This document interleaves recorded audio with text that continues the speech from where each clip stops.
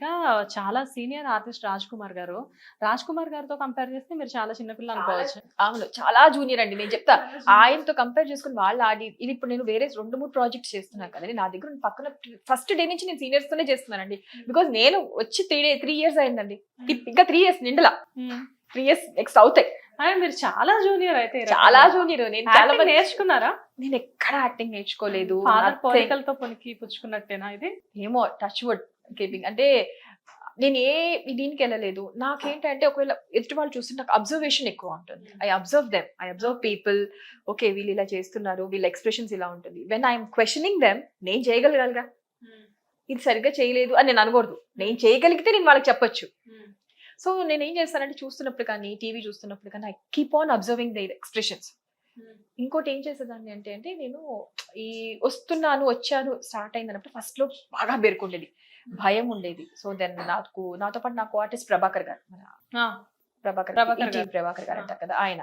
So ఆయన కూడా అమ్మా ఏం కంగారు పడకండి, అదే చెప్తా కదండి. ప్రతి మూమెంట్ లో ప్రతి చోట నాకు అందరూ ఇలా చేద్దామా, ఏం లేదు ఇలా చేద్దాం. మీరు చేసినవన్నీ కూడా ఎలా ఉన్నాయంటే పెద్ద ప్రాజెక్ట్సే చేశారు చేయడం బిగినింగ్ నుంచి. అది కూడా సీనియర్స్ అందరితో చేశారు. మీకు పేరు ఎవరైతే ఉన్నారో అటు ప్రభాకర్ గారు ఇవ్వండి, ఇటు రాజ్ కుమార్ గారు కానివ్వండి, అందరూ కూడా ఇలానే ఉన్నారు. అండ్ డైరెక్టర్స్ చూస్తే పులివాసు గారు కానివ్వండి, అందరూ మీకు ఎలా ఉందంటే మొత్తం ఒక ఫ్యామిలీ అట్మాస్ఫియర్. ఎందుకంటే మీరు చెప్పిన పర్సన్స్ అందరూ నాకు తెలిసిన వాళ్ళు, అదే అందరూ positive mind set people. Minds. And ఇప్పుడు ఇంకోటి జెమినీలో ఒక ప్రాజెక్ట్ చేస్తున్నాను, మమ్ముట్టి శ్రీనివాస్ గారు. ఆయన అయితే 2 కూడా అండి. ఆయన కూడా అట్లానే ఇప్పుడు వీళ్ళందరూ ఏంటంటే వీళ్ళు ఒక మార్క్ వేసేసుకొని వాళ్ళకి ఒకటి క్రియేట్ చేసేసుకున్నారు, ఒక పాత్ క్రియేట్ చేసుకుని వచ్చిన వాళ్ళందరూ ఏంటమ్మా ఇలా చేద్దాం అంటే స్క్రీన్ మీద మనం ఇప్పుడు we're playing husband and wife role. వాళ్ళు ఎంత మనకి రెస్పెక్ట్ ఇస్తే మనం అంత కన్వీనియంట్ గా ఉంటుంది. It is not that screen మీదకి వెళ్ళి ఆఫ్ స్క్రీన్ మనము we're like there completely strangers. But on screen వాళ్ళు మనకి అమ్మా ఇలా చేద్దాం, ఓకేనమ్మా మీకు ఇలా ఆ కంఫర్ట్ ఎట్లా ఇస్తారు అంటే దే ఆర్ లిటరల్లీ, అంటే సీనియర్స్ అంటే అందుకే అంటారు. రాజ్ కుమార్ గారితో చేస్తున్నాను ఇప్పుడు నేను బయట చాలా నవ్వుతూ మాట్లాడతా, but when it comes to screen ఈ సీన్ చేస్తున్నామంటే వీ లైక్ పోటీ పడి చేస్తారు. ఆయన ఇలా చేద్దాం అని. సో ఇది నాకు అందరూ దానివల్ల కొంచెం నాకు చెప్తున్నా కదా, every day I'm learning each and every day, every single scene నేను నేర్చుకుంటూనే ఉంటా. వావ్. కానీ ఈ 3 years లో ఇది కేక్ వాక్ అని అనుకోవచ్చా? Not really. ఓకే. ఎవరికి కేక్ వాక్ ఉండదండి. అది అట్లా అనుకుంటాం. అది ఎంత బ్యాక్గ్రౌండ్, నా బ్యాక్గ్రౌండ్ ఎవరికి నేను ఏ రోజు యూజ్ చేసుకోలేదు. I have never used it.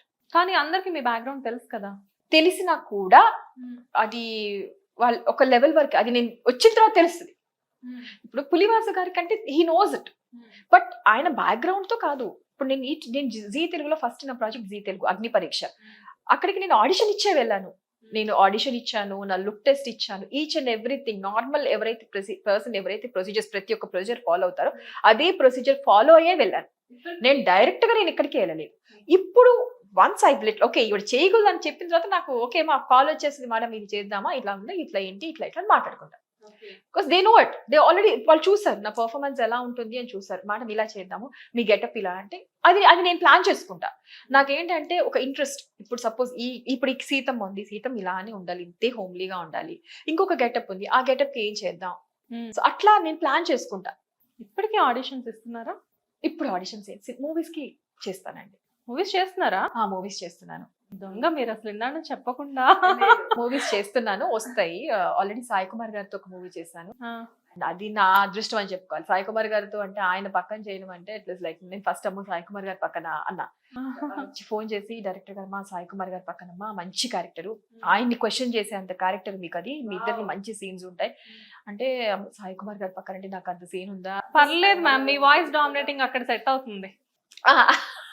ఇట్లా అనిపిస్తుందండి. మీరు ఇప్పుడు ఇది అయిన తర్వాత, రికార్డ్ అయిన తర్వాత వినండి, నా వాయిస్ చాలా చిన్నపిల్ల వాయిస్ లాగా ఉంటుంది. అవునా? అక్కడ హీరో మదరు సాయి కుమార్ గారి పక్కన ఆబ్వియస్ గా ఆయన, కానీ ఆయన కూడానండి ప్రతి సీను ఆయన సజెషన్ లో ఉన్నప్పుడు కూడా ఆయన యాక్ట్ చేశారు నాతో. అంటే ఎక్కడ కొంతమంది ఏం చేస్తారంటే సజెషన్ లో ఉన్నప్పుడు నార్మల్ గా బ్లాంక్ గా నించుంటారు, బట్ ఈవెన్ దెన్ అక్కడ కూడా నా ఎక్స్ప్రెషన్ కోసం హీ సపోర్టెడ్ మీ అండ్ ఆయన అక్కడ కూడా యాక్ట్ చేశారు. బికాస్ ఐ నో హెమ్, నాన్నతో ఉన్నప్పటి నుంచి నాకు తెలుసు.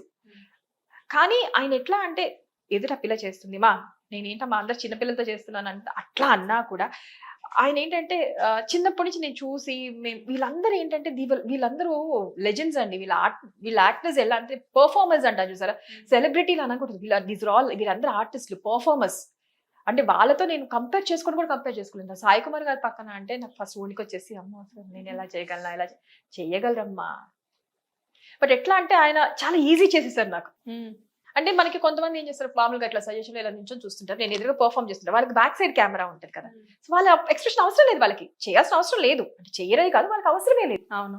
బట్ ఆ సిచ్యువేషన్ లో కూడా ఆయన యాక్ట్ చేశారు. అంటే ఆబ్వియస్ గా అది ఎదుటి మా యాక్టర్ కి చాలా ఈజీ అవుతుందేమో కదా. ఇప్పుడు కొన్ని మాది ఎమోషన్ సీన్స్ ఉంటాయండి, నాకు చాలా, ఎందుకంటే నాకు కంప్లీట్ పాజిటివ్ రోల్స్, ఎక్కువ పాజిటివ్ రోల్సే. నేను అది జస్ట్ సింపుల్ ఎక్స్ప్రెషన్స్ తో అవ్వదు నాకు లేదా రోజు నాకు బాటిల్స్ గ్లిజరిన్. నేను ఎవ్రీ వీక్ మెడికల్ షాప్ కి వెళ్ళి ఫస్ట్ కొనుక్కునేది గ్లిజరిన్ బాటిల్. అనుకుంటా మీకు అక్కడ చాలా గ్లో గ్లో ఏంటండి, వాసిపోతే రోజు నైట్ ఇంటికి వెళ్ళేటప్పటికి ఇట్లా వెళ్ళిపోతుంది. మార్నింగ్ కి మళ్ళీ కళ్ళు కొంచెం రెస్ట్ గా రిలాక్స్ చేసుకొని అవి చేసుకొని మళ్ళీ పొద్దున వచ్చి మళ్ళీ ఏడవాలి కదా. పాజిటివ్ రోల్స్ అంటే ఏడిపే. సో ఎమోషన్ సీన్స్ లో ఏంటంటే ఎదుటి ఆర్టిస్ట్ సపోర్ట్ కూడా కావాలి. యాక్టర్స్ అంటే మాకు చాలా ఇష్టం అండి. మామూలుగా కాదండి, అంటే కొన్ని సీన్స్ లో ఏమైపోతుందంటే ఆ ఎమోషన్ రాదు, ఇంకేం చేయాలో తెలియదు కాదు నాకు. నాకు ఒకటే నా ఎమోషన్ ఏంటంటే, నాకు నా లైఫ్ లో ఒకటే ఎమోషన్ ఏంటంటే, నాన్న ఏం చేస్తానంటే ఆ టైంలో సరే సార్ ఒక్క 2 minutes టైం ఏంటంటాను, I just sit quiet, I see his face. ఆయన ఫేస్ చూడగానే నాకు ఆబ్వియస్ గా ఏడ్పొచ్చేస్తుంది, సార్ రెడీ సార్ అంట. అప్పుడు నిజంగా ఏడ్చేస్తా. నేను చాలా సీన్స్, మీరు ఐ విల్ షో యూ తర్వాత, మీకు చాలా సీన్స్ లో నేను నిజంగా ఏడ్చేసిన సీన్సే. I never use glycerine. అట్లా కొన్ని సీన్స్ కి తప్పదు, అప్పటికప్పుడు వెళ్ళగానే ఏడవాలంటే ఏడవల్ల. నాన్నని గుర్తు తెచ్చుకోవడం వల్ల, అంటే జనరల్ గా ఒక ఏ డాక్టర్ చేయని రిస్క్ మీరు చేశారు ఆ టైంలో. నాకు బాగా గుర్తు, అంటే మీరెవరో కూడా ఎవరికి తెలియని టైంలో, ఇండస్ట్రీలో మీరు అందరికీ తెలుసు, బట్ బయట ఏవిఎస్ గారి డాటర్ అంటే ఎవరికి తెలియదు.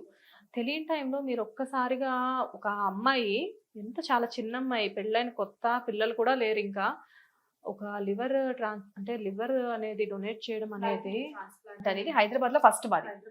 అప్పుడు అంటే ఎవరికి అవేర్నెస్ లేదండి, అందరూ నన్ను బతుకుంటారా అనే భయం, చచ్చిపోతారేమో అనే భయం. మాకేం కాదు, రిస్క్ అనేది ఎక్కడైనా ఉంటుందండి, రిస్క్ అనేది చిన్న ఇంజెక్షన్ లో కూడా ఉంటుంది, ఆపరేషన్ దాకా వెళ్ళక్కర్లా. కానీ మీరే చాలా చిన్న ఏజ్ కదా, అది యువర్ టూ యంగ్ ఆ టైంలో. సో నాన్నకి ఏమో I mean my early 20s, actual గా చెప్పాలంటే ఎర్లీ 20s. పెళ్ళైన కొత్త, ఒక పక్కన హస్బెండ్ ఒక పక్క, and at the same time ఇటు పక్క మదర్ ఫాదర్, వాళ్ళకి ఏంటంటే ఆల్రెడీ మీరు చాలా గారంగా పెరిగిన డాటర్ అని మాకు తెలుసు. సో ఒక పక్కన ఫాదర్కి అంత హెల్త్ కండిషన్ లో ఉండి కూడా, అలాంటి పొజిషన్ లో ఉండి డాటర్ ఇలాంటి పని చేస్తుంది అంటే ఆటోమేటిక్ గా ఒక లోపల ఒక భయం అనేది ఉంటుంది. అసలు ఎలా కన్విన్స్ చేశారు ఫ్యామిలీని? అసలు మా నాన్న, వీళ్ళందరూ కాదండి, మా నాన్నే కన్విన్స్ చేయలేదు. వేరే వాళ్ళందరి పక్కన పెట్టండి, ఆయన అసలు సస్సేమిరా ఇంకెవరిది అవ్వలేదు. అండ్ అందరూ టెస్ట్ చేసుకున్నారు. అండ్ ఆఖరికి మా ఆయన అన్నారు, నేను ఇస్తాను పోనీ మావయ్య. ఫస్ట్ థింగ్ ఏంటంటే, I need to tell my husband is like, నాకు ప్రతి మూమెంట్ లో కూడా తన పక్కనే ఉన్నారు. ఇక్కడ నన్ను ఎక్కడ ఇది చేయడం కానీ, నన్ను ఎక్కడ డిస్కరేజ్ చేయడం కానీ, నువ్వేం చేయాలంటే అది చెయ్యి, నువ్వేం ఎట్లా అవ్వాలి అంటే నీ కెరీర్ నువ్వే ప్లాన్ చేసుకో, నీ లైఫ్ ని ఎవరు, నేను ఆయన ఎప్పుడు నా లైఫ్ ని ఇలా ఉండు, ఇలా చెయ్యి అని శాసించింది ఏ రోజు లేదు. వీరు ఆల్మోస్ట్ లైక్ మొగుడు పెళ్ళాలి కంటే ఫ్రెండ్స్ గా ఎక్కువ ఉన్నాం, ఈ రోజుకి అలానే ఉంటాం. కాబట్టే దేవుడి దయ వల్ల ఈ రోజు వరకు చాలా ఫ్రెండ్లీ నేచర్ కదా, చాలా చాలా అంటే చాలా. ఇప్పుడు కూడా మేము ఎదురు చాలా అంటే ఫ్రెండ్స్ లానే ఉంటాం, మొగుడు పెళ్ళాలు, మా ఆయన, ఇవేం లేవు మాకు. We're almost like close friends ఎలా ఉంటారు, బెస్ట్ ఫ్రెండ్స్ ఎలా ఉంటారు, ఇప్పటికీ అలానే ఉంటాయి. ఏం చేస్తున్నా, తిన్నావా, సరే సార్ తినేసేసి నేను తింటా అంతే. నేను షూటింగ్ కి ఇదైంది, నాకు ఈ ప్రాబ్లమ్ నథింగ్. అట్లా మా ఇద్దరి మధ్య ఇది ఉండబట్టి, ఆ బాండింగ్ ఉండబట్టి ఈ రోజుకి కూడా తను, ఆ రోజు సర్జరీ అప్పుడు కూడా లేదు బావయ్య, మీరు టెన్షన్ పడకండి, నేను చెప్తున్నాను దానికి ఏం కాదు, తనని ఒప్పించిందే మా నాన్న, ఒప్పించిందే మా ఆయన. కానీ గ్రేట్ అండి అది, ఎందుకంటే ఏ హస్బెండ్ కైనా వైఫ్ అనేసరికి ఒక రకమైన ప్యాంపరింగ్ ఉంటుంది, కేరింగ్ ఉంటుంది, అన్నీ ఉంటాయి. ఏంటంటే ఆ వైఫ్ కి కొంచెం, అంటే సపోజ్ మీరు ఒక మదరే కాబట్టి, మీరు ప్రెగ్నెంట్ టైంలో ఎలా ఉంటుంది, హస్బెండ్ కొంచెం చాలా అపురూపంగా చూసుకునే టైం అది. కానీ ఇలాంటివి జరిగినప్పుడు ఒక సర్జరీ చాలా పెద్ద రిస్క్. ఇది హైదరాబాద్ లో అసలు ఇంతవరకు ఎవరు చెయ్యని రిస్క్ మీరు చేశారు. ఆబ్వియస్ గా అసలు ఈ టైంలో హస్బెండ్ ని కన్విన్స్ చేయడమే చాలా కష్టం. అమ్మో నా వైఫ్ కి ఏమవుతుందో అన్న చెప్పి భయం ఉంటుంది. కానీ మీ హస్బెండ్ అంత రిస్క్ చేయడానికి ఒప్పుకున్నారు అంటే it's really great. Thank you. ఆయన అది మాత్రం ఒప్పుకుంటాడు. మా అత్తయ్య మామయ్య వాళ్ళు, మా హస్బెండ్, వాళ్ళని కూడా ఆయన చెప్పేసి ఒప్పించారు. వాళ్ళ నాన్నకి తను చేయాలి, చేస్తుందమ్మా. వాళ్ళు కూడా వెంటనే వాళ్ళేమి అస్సలు వాళ్ళు కూడా అభ్యంతరం పెట్టలేదు. అవును తన రెస్పాన్సిబిలిటీ కదా చేయాలి అని, వాళ్ళు కూడా అలానే ఒప్పుకున్నారు. కానీ మీరు అంత రిస్క్ చేశారు కరెక్టే. ఆ తర్వాత మీకు డెలివరీస్ అదంతా ఏం ప్రాబ్లం ఎక్కడ అవ్వలేదా? కాలేదండి. It takes time. వాళ్ళు ముందే చెప్పారు, మీకు ఇంత సర్జరీ అయిన తర్వాత మీకు వెంటనే పిల్లలు అంటే ప్లాన్ చేసుకోలేరు, so you have to take time అన్నారు. Fine, okay, I'll take time. అది 5 years టైం ఎక్కువ టైం పట్టింది. But then fine, I have a healthy baby. So హ్యాపీగా మంచి పాప పుట్టింది. కాకపోతే ఏంటంటే దాన్ని పెంచే ఇది రాలేదు మా నాన్నకి. వి లాస్ట్ హిమ్ ఆల్మోస్ట్ లైక్ వెంటనే.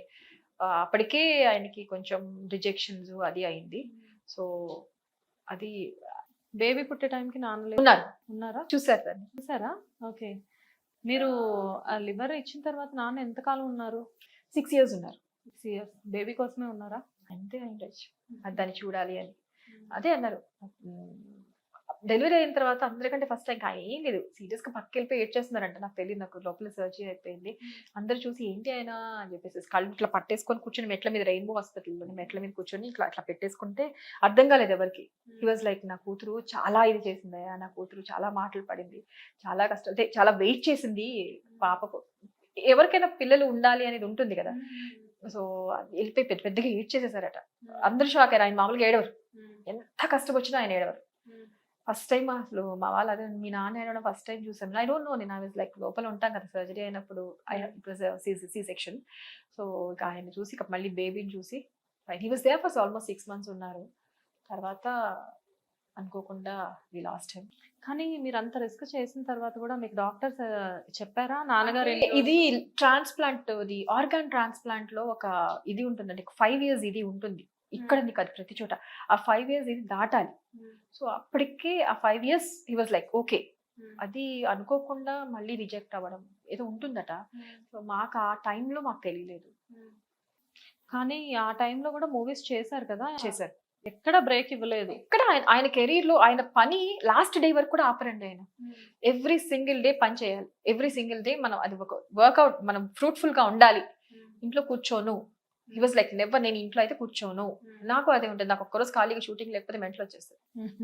షూటింగ్ కానీ ఎనీ వర్క్ ఏది ఉంటే వేరే పని చూసుకుంటా, ఇది కాదు అది కాదు ఇది కాదు, ఐ హావ్ కంప్లీట్ ఒక ఇది చూసుకొని చేస్తాను.